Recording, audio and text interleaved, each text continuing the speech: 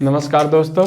तो आज हम लोग नए टॉपिक में तुर्क आक्रमण पढ़ेंगे। तो तुर्क आक्रमण दो चरणों में हुआ था। पहला जो हुआ था महमूद गजनबी ने किया था 1000 से 1027 ईस्वी, यानी 1000 से 1027 ईस्वी तक किया था। उसने भारत पर कुल 17 आक्रमण किए थे महमूद गजनबी ने।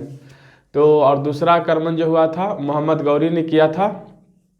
तो ये सब जो आक्रमण करते थे, तो इन सब आक्रमणों का जो मुख्य उद्देश्य हुआ करता था, जो महमूद गजनबी का आक्रमण था, इसका मुख्य उद्देश्य था भारत से अपार धन की लूट कर ये गजनी प्रदेश लेकर चला जाता था।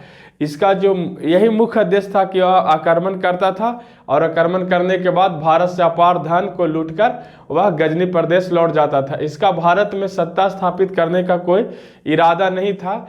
लेकिन जब ये धीरे धीरे आक्रमण करता है तो कुछ प्रदेशों में कुछ समय तक इसने सत्ता स्थापित किया था। जैसे पंजाब और मुल्तान के क्षेत्रों में कुछ समय तक इसने अपने जब आक्रमण करता था तो उसी के लिए इसने शायद सत्ता स्थापित किया होगा।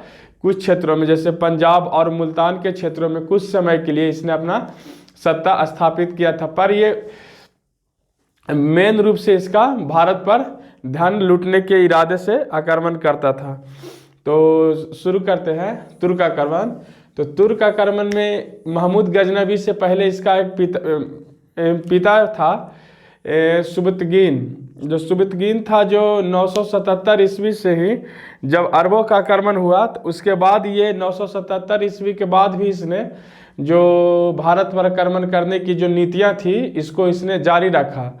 तो सुबतगीन जो था वह प्रमुख, पहले ये एक दास हुआ करता था। किसका? अल्पतगीन का। तो अल्पतगीन का ये दास था सुबतगीन, महमूद गजनबी का बाप। लेकिन अल्पतगीन ने इसको एक अमीर उल उम्दा का उपाधि दिया था। उसी समय जो भारत का हिंदू शाही राजा था, जब इसे अमीर उल्मा उपाधि दिया था, तो उसी समय भारत का एक अमीर हिंदू शाही राजा थे जयपाल, जिन्होंने गजनी पर प्रत्यारोपण उस पर आक्रमण किया। लेकिन राजा जो जयपाल थे उनको पीछे हटना पड़ गया था, क्योंकि जब ये आक्रमण किए थे तो उसी समय बहुत कसकर तूफान आया और आंधी आया, जिसके कारण ये पीछे हट गए थे। राजा जयपाल पीछे हट गए।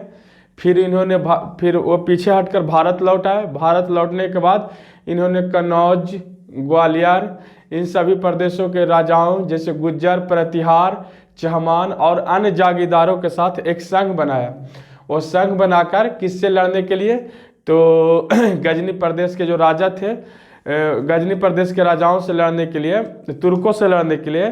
तब 1986 ईस्वी में एक संघ बना था। गुज्जर, प्रतिहार, चहमान, ये सब को मिलकर राजा जयपाल ने एक संघ बनाया था। तो उसी संघ को सुबतगीन ने 1900 बोला जाता है, 986 ईस्वी में उसको हरा दिया था। फिर उसका बेटा होता है महमूद गजनबी। तो जो महमूद गजनबी होता है वह 998 ईस्वी में गजनी प्रदेश के राजा बनता है। फिर जब वह गजनी प्रदेश के राजा बनता है तो उसका भी नीति यही रहता है कि भारत पर आक्रमण करने का नीति रहता है और यहाँ से भारी मात्रा में धन लूटना और वह अपने गजनी प्रदेश को ले जाना। उसका भारत पर सत्ता स्थापित करने का इरादा नहीं था। तो फिर हम लोग देखते हैं तुर्क आक्रमण। तो तुर्क आक्रमण जो हुआ था भारत में दो चरणों में हुआ था। तुर्क आक्रमण भारत में दो चरणों में हुआ था। पहला जो था महमूद गजनबी किया था, गजनबी किया था। और जो दूसरा हुआ था, एक किया था मोहम्मद गौरी किया था। मोहम्मद गौरी किया था। तो इसका महमूद गजनबी था। तो इसमें देखेंगे महमूद गजनबी से इसका जो पिता था 977 ईस्वी से भारत पर आक्रमण की नीति को जारी रखा। 977 से सुबुतगीन लिख देते हैं, सुबुतगीन जो सुबुतगीन 977 ईस्वी से भारत पर आक्रमण की नीतियों को जारी रखा। भारत पर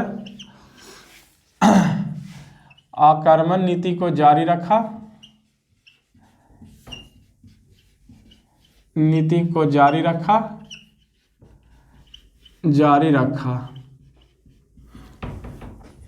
फिर दूसरा पॉइंट है क्या है, एक शुरुआती में ये दास था, शुरुआती में सुबुतगीन क्या था, दास था। शुरुआती में सुबुतगीन एक दास था, एक दास था। किसका? अल्पतगीन का, अल्पतगीन का दास था। अल्पतगीन का दास था, अल्पतगीन का दास था। अल्पतगीन ने इसे अमीर उल उम्दा का उपाधि दिया था। किसको? इसको सुबुतगीन को अल्पतगीन ने अमीर उल उम्दा अमीर उल उमरा की उपाधि प्रदान किया था, अल्पतगीन ने प्रदान किया था। इसी बीच जब ये दास था तो इसको एक उपाधि प्रदान किया था अल्पतगीन अमीर उल उमरा की। तो इसी बीच भारत के हिंदू शाही राजा जो थे जयपाल ने 986 ईस्वी में एक गजनी प्रदेश पर हमला करते हैं। गजनी प्रदेश पर हमला करता है। 986 ईस्वी में गजनी पर हमला करते हैं कौन? हिंदू शाही राजा जयपाल। तो जयपाल जब हमला करते हैं गजनी प्रदेश पर, तो जब ये हमला करते हैं तो उसी समय अंधड़ और आंधी और तूफानों के इनको सामना करना पड़ जाता है, जिसके कारण इनको पीछे हटना पड़ जाता है। ये गजनी पर पूर्ण रूप से हमला नहीं कर पाते हैं और वो पीछे हट जाते हैं, और पीछे हटकर ये भारत चले आते हैं। तो जब ये भारत चले आते हैं तो ये गुज्जर, प्रतिहार और चहमान जागीरदारों के साथ एक संघ बनाते हैं, साथ एक राज संघ बनाते हैं, राज संघ बनाते हैं। किससे लड़ने के लिए? तो अल्पतगीन का जो दास था सुबुतगीन, उनसे लड़ने के लिए 986 ईस्वी में जब वो लौट जाते हैं वहाँ से, आंधी तूफान के कारण ये पीछे हटकर भारत चले आते हैं, तो गुज्जर, प्रतिहार और चहमानो जागीरदारों के साथ एक राज संघ बनाते हैं। किससे लड़ने के लिए? सुबुतगीन से लड़ने के लिए। तब 986 ईस्वी में ही जब ये संघ बना लेते हैं तो उसी साल सुबुतगीन भारत पर हमला करता है। और जो ये हिंदू शाही राजा जयपाल थे, जो एक राज संघ बनाया था, तो उनको कौन? सुबुतगीन हरा देता है। 986 ईस्वी में सुबुतगीन हरा देता है। जो जयपाल राजा ने राज संघ बनाया था,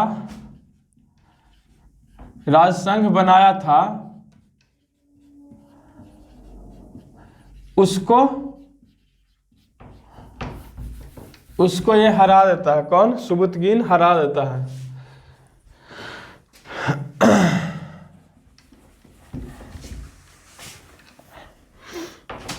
बनाया था उसको सुबुतगीन हरा देता है।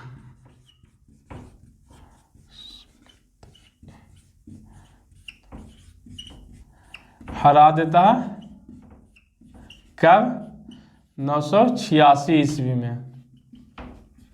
तो यही था सुबुतगीन। सुबुतगीन जो महमूद गजनवी का बाप था। उसके बाद गजनी का जो राज होता है उस पर महमूद गजनवी का राज तिलक होता है। तो महमूद गजनवी का जो राज तिलक होता है कब होता है? 998 ईस्वी में महमूद गजनवी गजनी प्रदेश का राजा बनता है। और वह जैसे ही राजा बनता है उसको मेन रूप से भारत पर आक्रमण करने होता है। तो महमूद गजनवी 998 ईस्वी में ये राजा बनता है। कब? महमूद गजनवी 998 ईस्वी में राजा बनता है। महमूद गजनवी 900 अपने पिता के बाद 998 ईस्वी में राजा बनता है। और राजा बनने के साथ ही एक ये उपाधि लेता है, यामीन उद्दौला। तो यामीन उद्दौला का जो मतलब होता है धर्म रक्षक या इस्लामों का रक्षक। यामीन उद्दौला का मतलब होता है धर्म रक्षक या अपने धर्म के लिए रक्षक बनना या इस्लामों का रक्षक। यह एक अमीन उद्दौला नाम करके एक उपाधि धारण करता है जैसे ही यह राजा बनता है। फिर इसे जो उस समय का जो खलीफा हुआ था इसे इस्लाम धर्म के काम करने के लिए इसे महमूद का उपाधि दिया गया था। इससे पहले इसको जो उपाधि था ये सिर्फ गजनवी के नाम से जाना जाता था। लेकिन इसे जब ये राजा बना तब इसे जो उस समय के जो खलीफा था कादिर, जो इसे इस्लाम धर्म के लिए काम करने के लिए इसे महमूद की उपाधि प्रदान किया। तो देखते हैं कि ये 998 ईस्वी में 998 में ये राजा बना गजनी प्रदेश का। और एक इसने उपाधि लिया था यामिनी ही लिया था। इसने उपाधि लिया था यामीन उद्दौला। यामीन उद्दौला नाम का एक उपाधि धारण किया था जिसका मतलब होता है उद्दौला।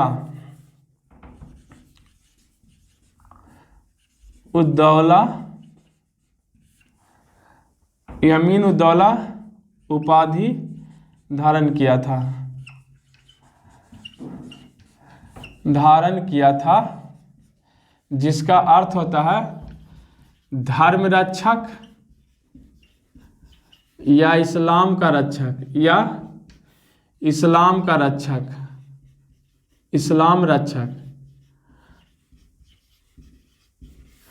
फिर इसको खलीफा कादिर, जो उस समय का खलीफा था कादिर, इसको एक उपाधि देता है। खलीफा कादिर इसे उपाधि देता है, इसे इस्लाम धर्म का काम करने के लिए, इस्लाम धर्म में काम करने के लिए, इस्लाम धर्म के लिए काम करने के लिए,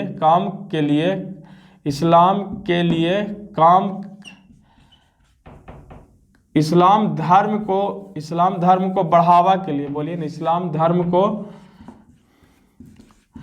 बढ़ावा के लिए महमूद को उपाधि प्रदान करता है। महमूद उपाधि के लिए महमूद की उपाधि प्रदान करता है। उपाधि प्रदान करता है कौन?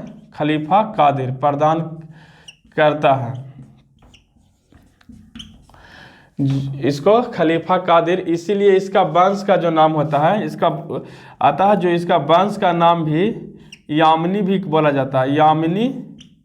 यामीन वंश इसका वंश का भी कहा जाता है। आता यामीन वंश भी कहा जाता है, इसका वंश को यामीन वंश कहा जाता है। किसका? गजनवी का जो वंश था यामीन वंश भी कहा जाता है। तो ये देख लिए कि ये राजा बना था 998 ईस्वी में।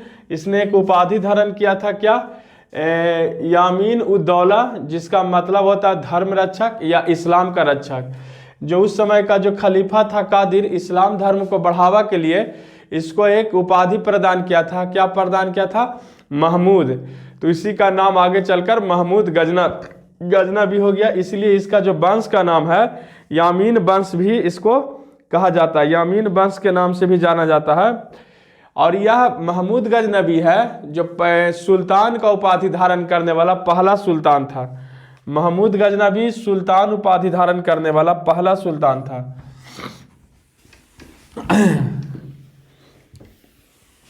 सुल्तान का उपाधि धारण करने वाला यह पहला सुल्तान था।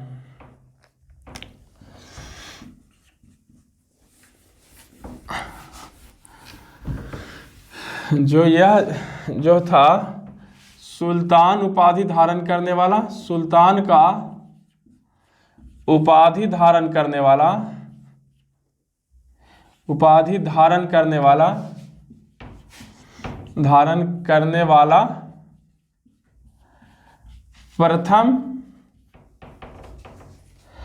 प्रथम शासक था। प्रथम शासक था कौन? महमूद गजनवी शासक था। प्रथम शासक था गजनवी,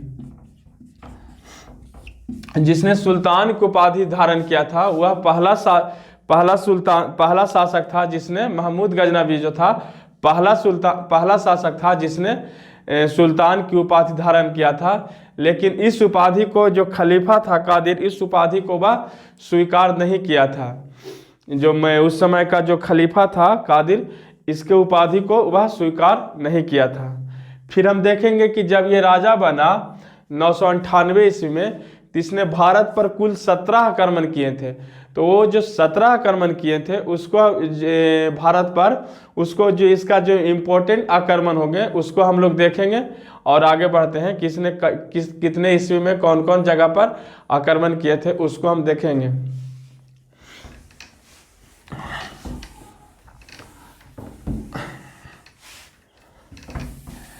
राजा बनते ही भारत पर 17 आक्रमण किए थे। 1000 ईस्वी से लेकर 1027,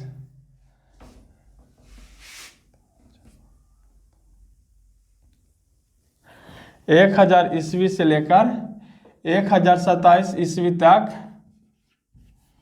इसने भारत पर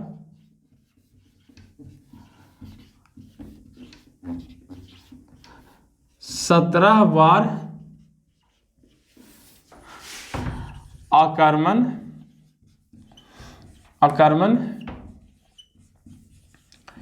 किया था। इसका जो पहला आक्रमण था 1000 ईस्वी में, वह 1000 ईस्वी में सीमावर्ती प्रदेशों को जीतना, सीमावर्ती प्रदेशों को इसने पहला भारत पर आक्रमण किया। और जो इसका पहला आक्रमण मेन रूप से ऐसे माना जाता है 1001 ईस्वी में हिंदू शाही राजा आनंदपाल को हरा देता है। लेकिन उससे पहले ही ये भारत के जो सीमावर्ती क्षेत्र थे 1000 ईस्वी में ही आक्रमण ये करता है। तो जो भारत के सीमावर्ती प्रदेश होते हैं उस पर ये अपना कब्जा कर लेता है। कब? 1000 ईस्वी में सीमावर्ती प्रदेशों को ये जीतता है।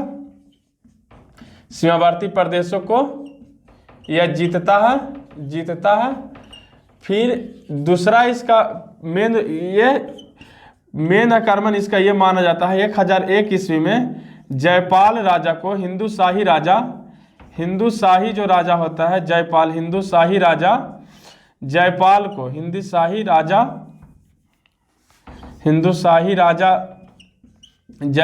को यह हरा देता है। 1000 ईस्वी में यह जयपाल को हरा देता है। और इस हार के कारण ही जो जयपाल होते हैं यह आत्महत्या कर लेता है। जयपाल आत्महत्या कर लेता है। किसमें? जलता हुआ आग में कूदकर जयपाल आत्महत्या कर लेता है।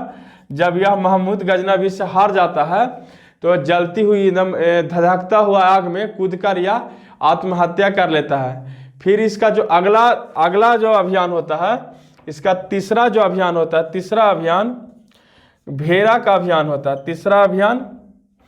तीसरा अभियान इसका होता है भेरा का अभियान। भेरा अभियान इसका होता है महमूद गजनवी का तीसरा अभियान भेरा का अभियान होता है।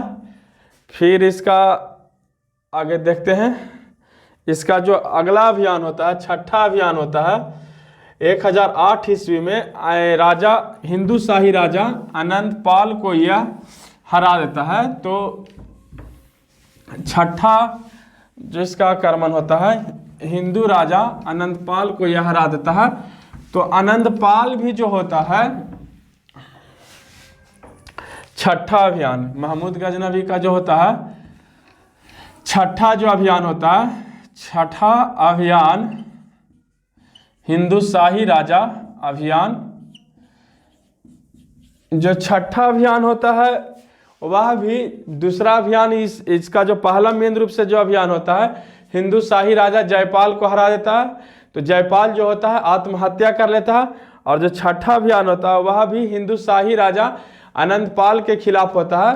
तो अनंत पाल भी एक संयुक्त मोर्चा बनाता है, कन्नौज, ग्वालियर, कालिंजर और सभी राजाओं को मिलाकर वह महमूद गजनवी से लड़ने के लिए एक यह संयुक्त मोर्चा बनाता है। 1008 ईस्वी या 1007 के दरमियान ही वह महमूद गजनवी से लड़ने के लिए एक संयुक्त मोर्चा बनाता है।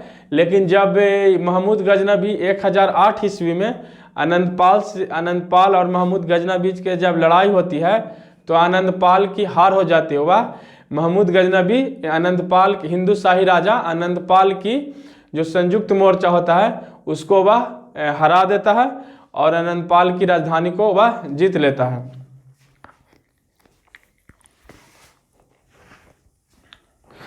तो इसका जो छठा अभियान होता है कब, हिंदू शाही राजा अनंत पाल, हिंदू शाही राजा आनंद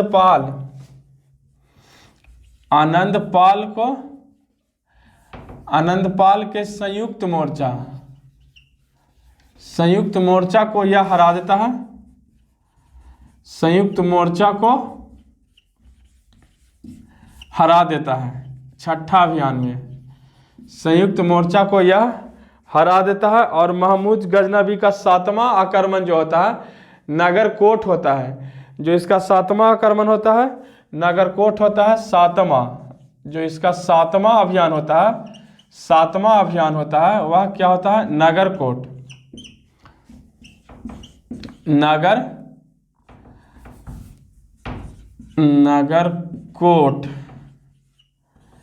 नगरकोट इसका सातवां अभियान होता है। तो उर्वी जो कहता है कि नगरकोट से यह इतना धन प्राप्त करता है कि उस समय जितने ऊँटों थे उतने ऊँटों पर यह सोना, चांदी, आभूषण, वस्त्र आदि सभी को लादकर यह गजनी प्रदेश लेकर चला जाता है और जो बचता है उसको यह सैनिकों में बांट देता है। तो इसने नगरकोट से बहुत अत्यधिक धन लूटता है। और उस समय जो अपने सेना में इसके पास जितने ऊँटों थे उस पर सोना, चांदी और वस्त्र और जो चीज़ें थे जितने ऊँटों पर था उस सभी ऊँटों पर लाद कर अपने प्रदेश गजनी ले गया, गजनी प्रदेश लेकर चला गया। और जो बच गया उसको यह क्या करता है कि सैनिकों में यह बांट देता है। यह उर्वी कहता है। उर्वी इसका इसी के साथ रहता था। जब यह भारत आया था तो इसके साथ फिरदौसी, अलबरूनी, उर्वी, फराबी, अंसारी जो ये सब इसके इतिहासकार जो थे ये भारत इसके साथ ही आए थे। मेन रूप से जो अलबरूनी था भारत इसके साथ आया था। फराबी जो था उसके बारे में बताएंगे। तो यह नगरकोट से अत्यधिक धन लूटा, सोना, चांदी, वस्त्र और जो ये सब लूट कर वह गजनी प्रदेश लेकर चला गया। जो बचा उसको यह सैनिकों में बांट दिया। फिर इसका हम लोग अगला अभियान देखेंगे, 10वां अभियान थानेश्वर का अभियान। 10वां जो इसका अभियान है थानेश्वर का अभियान। 10वां अभियान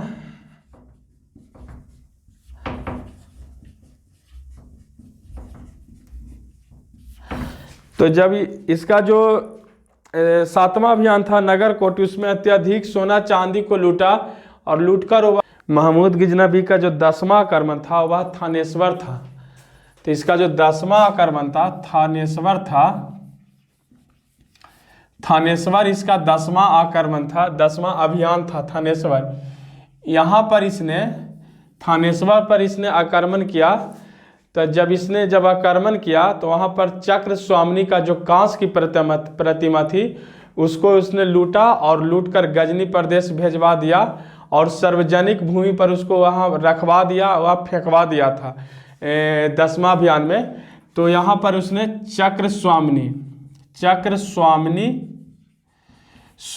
की कांस प्रतिमा को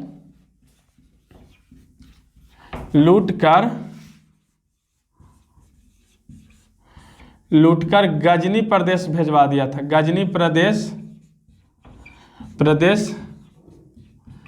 भेजवा दिया और सार्वजनिक भूमि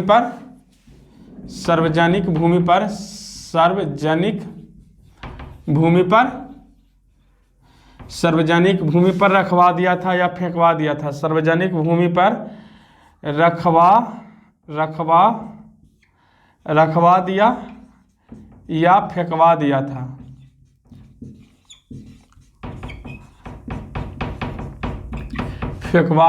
तो ये इसका था 10वां अभियान। और फिर इसका 11वां अभियान होता है, जिसमें 11वां अभियान होता है कि जब ये त्रिलोचन को हरा देता है, त्रिलोचन पाल को, तो फिर इसके बाद वह उसका जो पुत्र होता है भीमपाल, उसको दंडित करने के लिए सिर्फ वह 11वां अभियान करता है। तो इसका जो 11वां अभियान होता है वह क्या होता है, त्रिलोचन पाल के बेटे भीमपाल को दंडित करने के लिए यह अपना 11वां अभियान करता है। लेकिन बोला जाता है कि इसका जो भारत पर कुल 17 आक्रमण किए थे, उतने 17 आक्रमण में से मात्र इसका एक ही आक्रमण जो होता है वह असफल रहता है। और वह कौन सा आक्रमण असफल रहता है, तो 11वां जो अभियान इसका रहता है वह असफल माना जाता है। और जो इसके 17 में से 16 जो अभियान होते हैं उसके सफल होते हैं। तो यह 11वां जो अभियान इसका होता है वह त्रिलोचन पाल को पहले ही हरा देता है, लेकिन जो उसका पुत्र होता है और त्रिलोचन पाल दोनों को दंडित करने के लिए यह अपना 11वां अभियान करता है। फिर हम लोग देखेंगे सबसे फेमस जो इसका अभियान होता है 15वां अभियान। इसका सबसे फेमस अभियान होता है 15वां अभियान सोमनाथ का मंदिर। 15वां अभियान सोमनाथ का मंदिर। तो सोमनाथ का मंदिर का जो आक्रमण होता है 1025 से 26 के बीच ये आक्रमण करता है।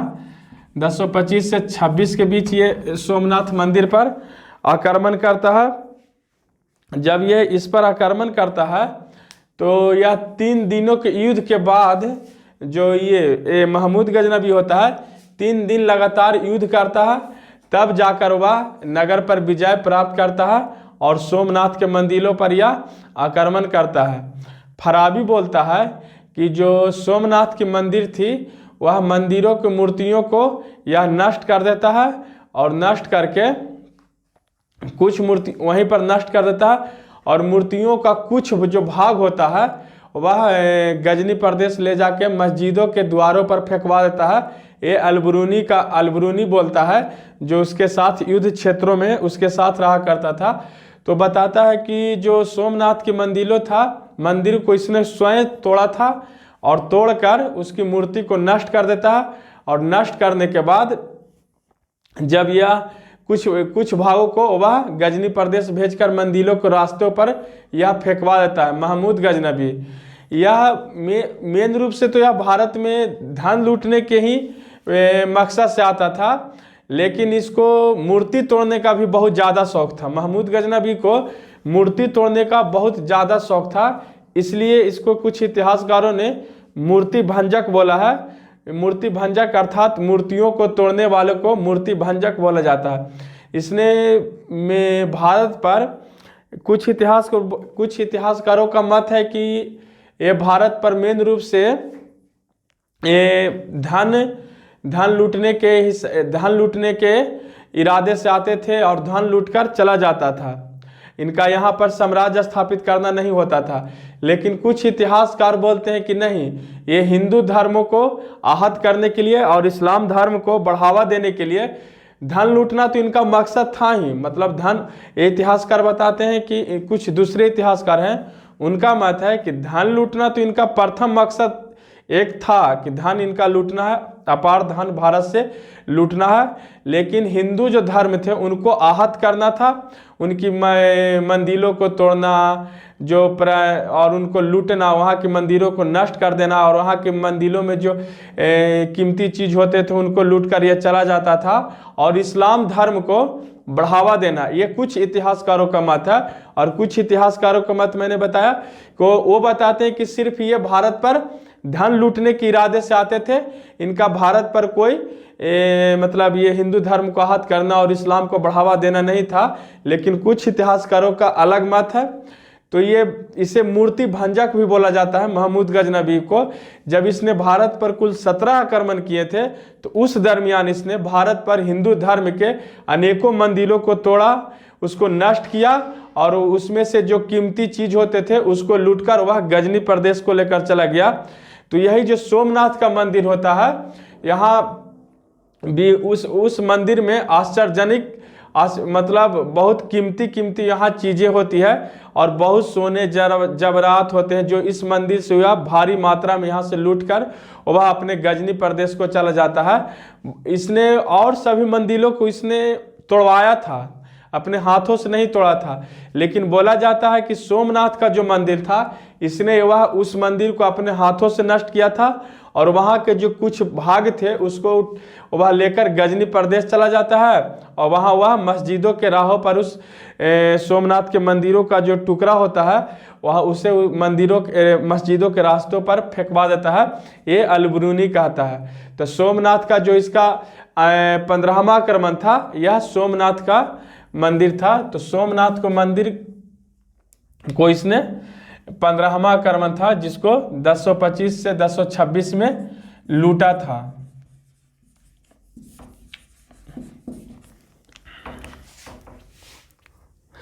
इसके साथ गजनबी के साथ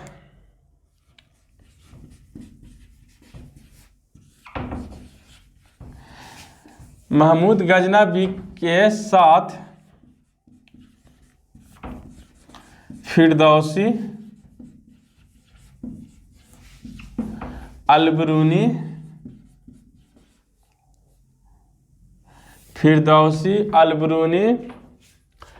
तुसी,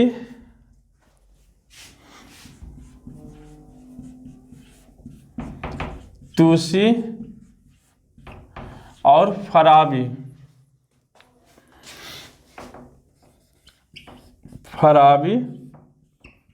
आदि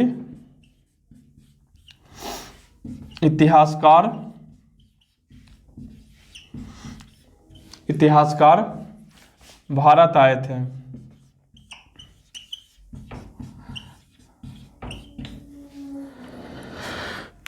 ये सब भारत आए थे। इसके साथ गजनबी के साथ कौन कौन आया था? फिरदौसी, अलबरूनी, तुसी, फराबी आदि इतिहासकार महमूद गजनबी के साथ भारत आया था। तो फिरदौसी ने शाहनामा का रचना किया था, अलबरूनी ने किताबुल हिंद का रचना किया था। जो फराबी जो था, फिरदौसी को पूरब का तोमर कहा जाता था, फिरदौसी को होमर कहा जाता, पूरब का होमर कहा जाता था। फिरदौसी को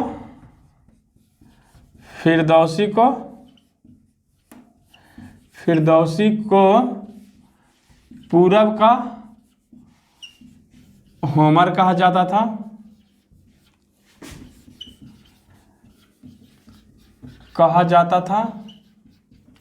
और फराबी जो था, फराबी गजनबी के दार्शनिक था, गजनबी के दरबार का दार्शनिक था। दरबार का वह दार्शनिक था।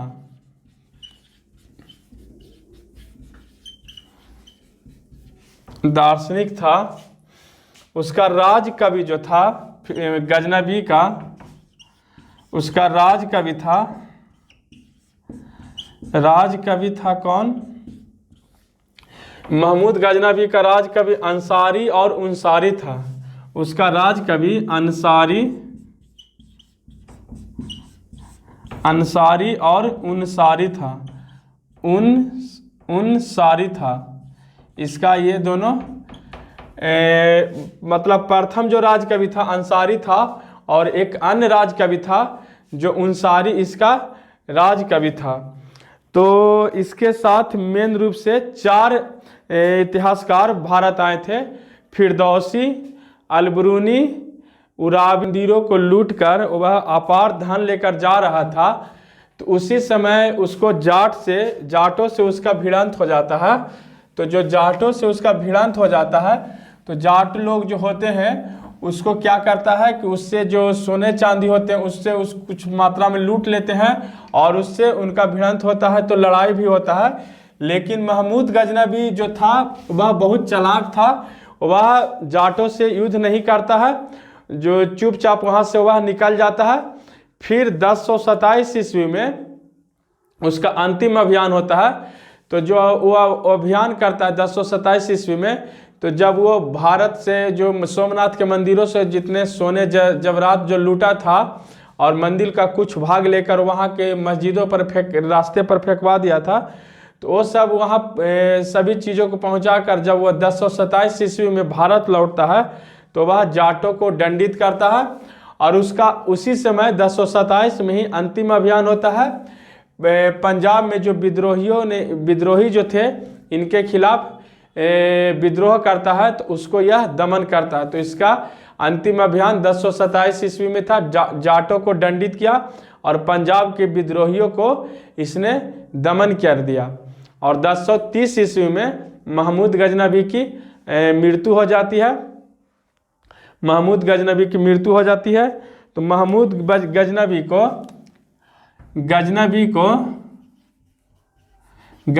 को मूर्ति भंजक बोला जाता है। गजनबी को मूर्ति भंजक अर्थात मूर्तियों को तोड़ने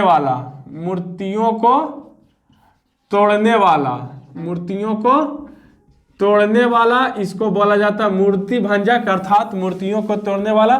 तो इसके साथ इसको गजनबी को मूर्ति भंजक भी बोला जाता है। और इसके साथ जो इतिहासकार आए थे, फिरदौसी आया था। फिरदौसी ने किस शाहनामा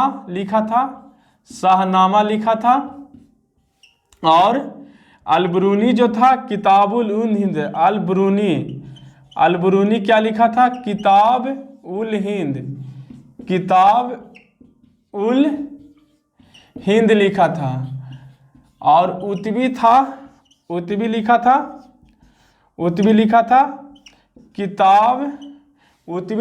था किताब उल यमनी लिखा था। किताब उल यमनी लिखा था। और जो चौथा था बैहाकी जो था वह लिखा था तारीख ए सुबुतगीन लिखा था।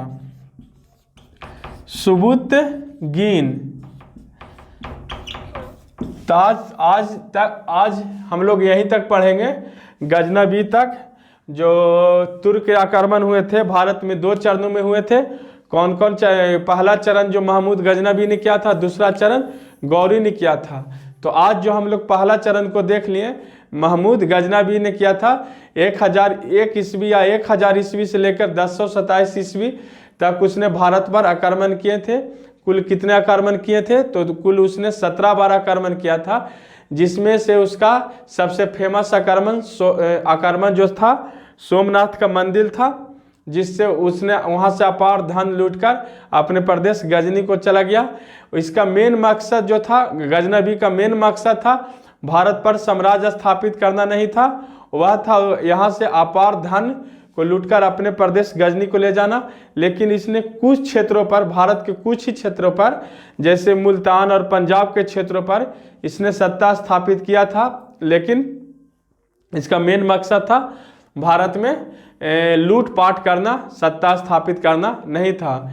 और इसका अंतिम आक्रमण होता है जाटों को दंडित करना, और पंजाब में जो इसके खिलाफ विद्रोह करते हैं उसको दमन कर देता है 1027 ईस्वी में। इसका यह लास्ट आक्रमण 1027 ईस्वी में 17वां अभियान होता है, और 1030 ईस्वी में इसकी मृत्यु हो जाती है। मोहम्मद गजनबी को मूर्ति भंजक बोला जाता है। मूर्ति भंजक अर्थात मूर्तियों को तोड़ने वाला। और इसके साथ आए थे कुछ इतिहासकार, जैसे फिरदौसी शाहनामा लिखा, अलबरूनी किताब उल हिंद लिखा था, उतबी किताब उल यमनी लिखा था, बैहाकी तारीख सुबुत गिन लिखा था। महमूद गजनबी ही पहला शासक था जिसने सुल्तान की उपाधि धारण किया था। तो पूछा जाएगा कि कौन ऐसा शासक था जिसने सुल्तान की उपाधि सबसे पहले धारण किया था, तो महमूद गजनबी ही था जिसने सुल्तान की उपाधि धारण किया था। फिर हम लोग मिलते हैं अगले सेशन में न्यू टॉपिक के साथ, मोहम्मद गौरी को लेकर हम लोग आएंगे। तब तक के लिए जय हिंद, वंदे मातरम।